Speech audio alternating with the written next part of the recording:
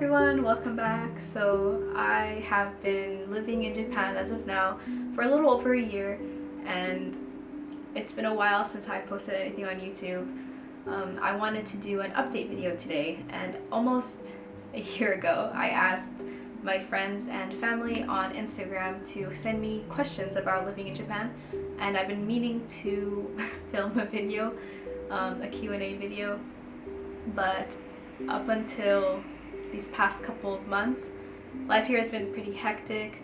This is our second apartment. We finally have a nice apartment to live in, so that took a while to move in and get ready, and now was a good time to film it, so hope you enjoy. So the first question we're going to start off with is, why did you move to Japan?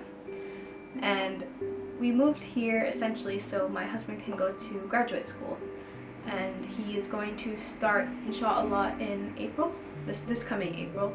And up until now he's been doing Japanese language school, and I did as well for the first 9 months, and then I got a job and now I'm unemployed.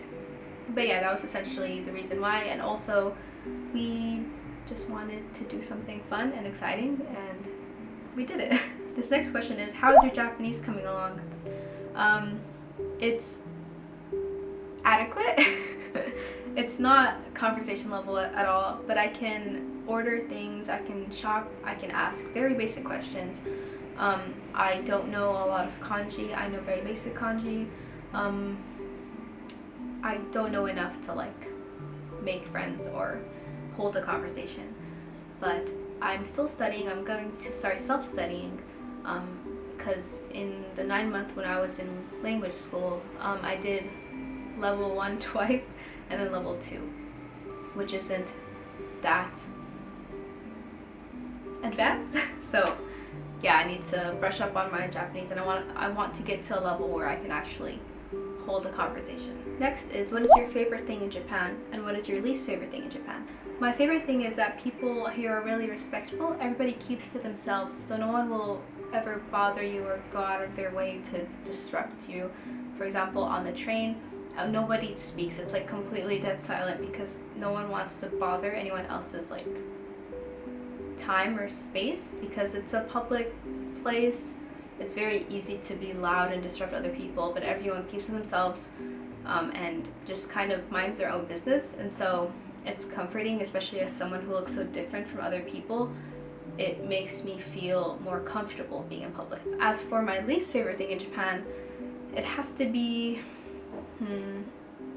probably the Japanese language barrier. I know it's something that is out of my control currently, and I can work to improve that, but it's really hard living in a place where you don't really understand the people talking around you. You don't understand labels on grocery products. You don't understand the signs. It's very alienating, but I'm hoping I can get to a place where I feel more connected to life here, but it definitely takes a lot of time and energy and patience and ambition, which I lack. This next one is, what was the hardest thing to adjust to? The hardest thing, and actually the thing that gave me the most trouble, was just figuring out where to buy things. For example, here there isn't like a Walmart or a Target.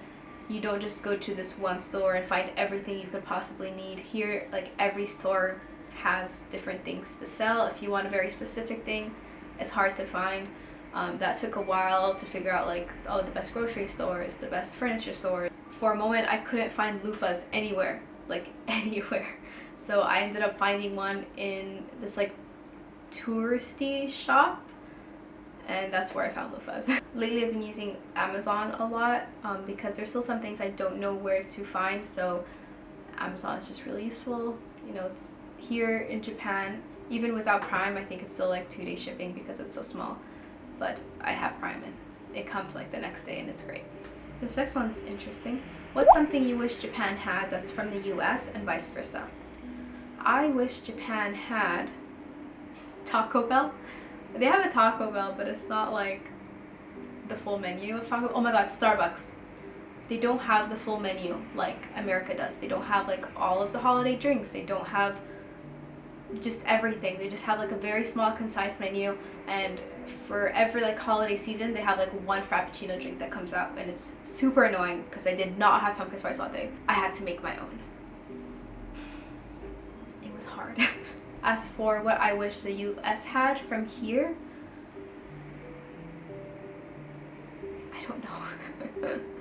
I guess there's a lot of cute specialty shops here where you can buy like really cute kitchen stuff and like homeware stuff, and just the style is really cute, and I don't really see that in America. Also, there's so many like cute plant shops and flower shops just like on every street. I wish that was more frequent.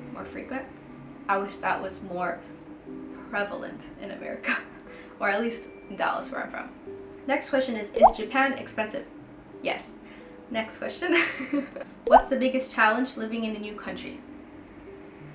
The language barrier.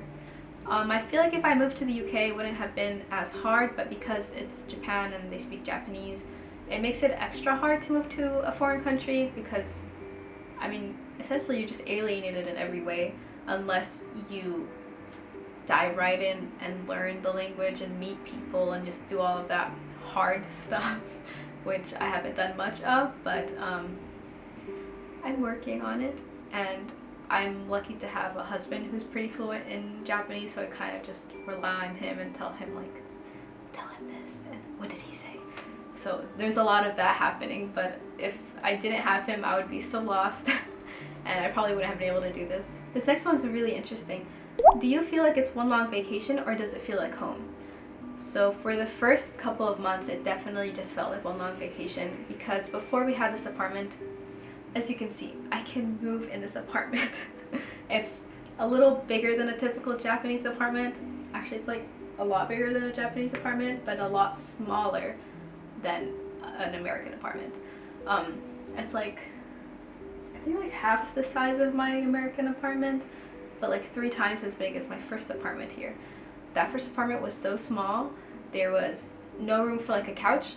There was a little tiny kitchenette, like a typical Japanese kitchenette, and like a small table where like that big for 2 people.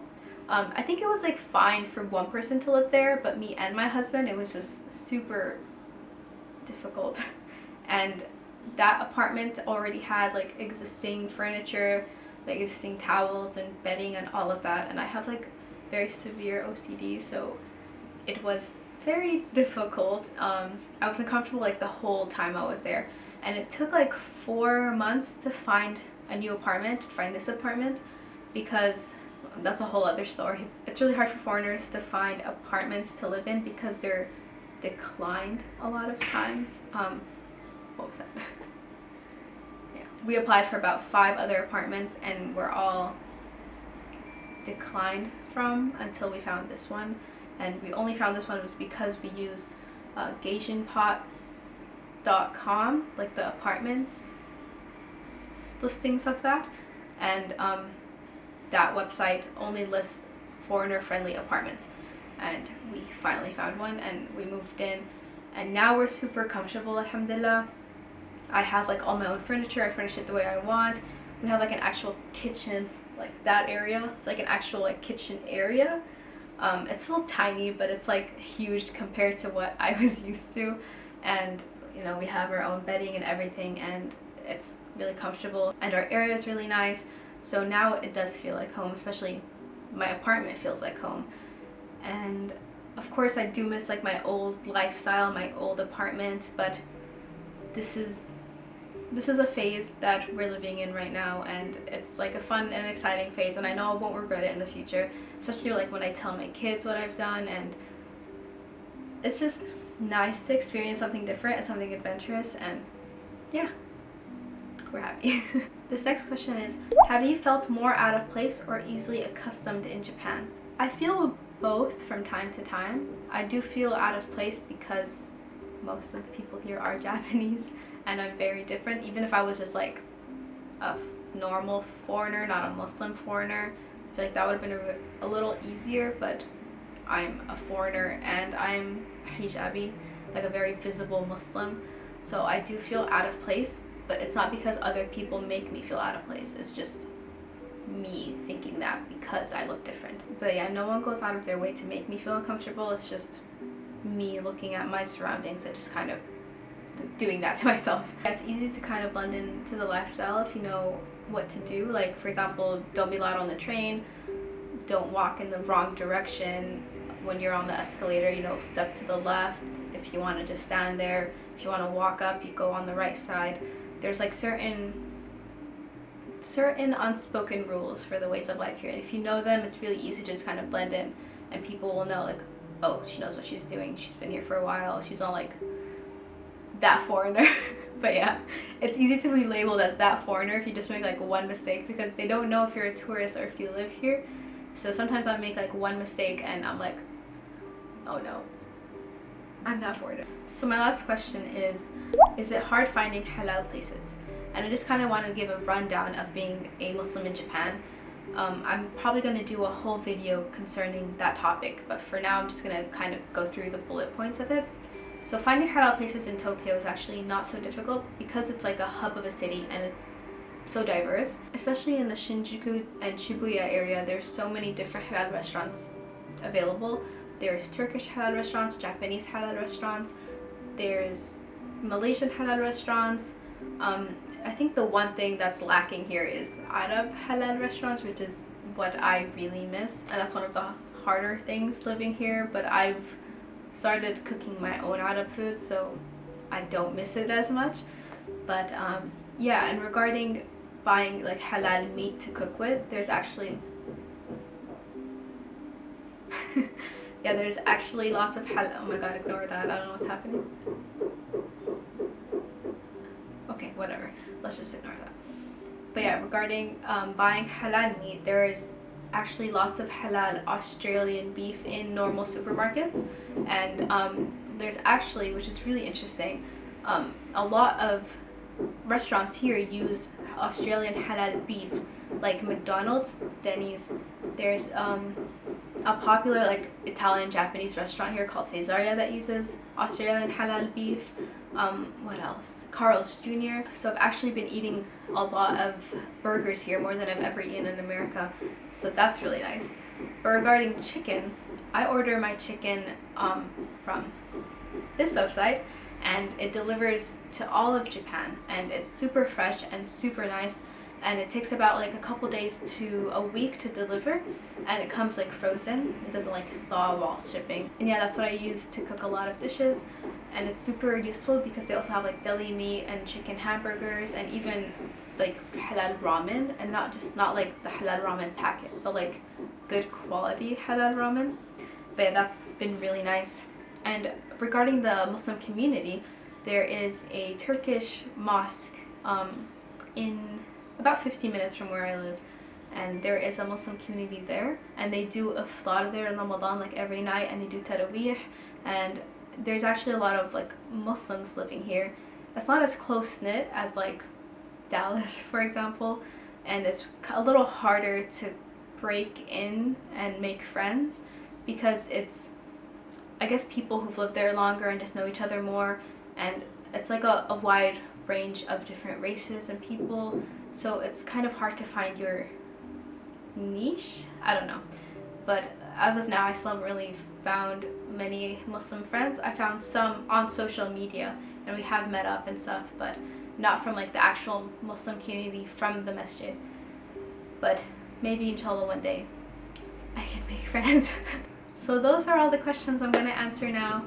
I hope you enjoyed this video. If you have any others, just leave them down below. What am I, a YouTuber?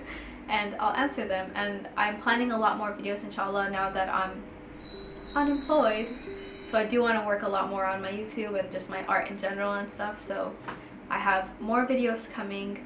If you have any suggestions, also leave them down below. And I hope you enjoyed watching this. I'll see you next time.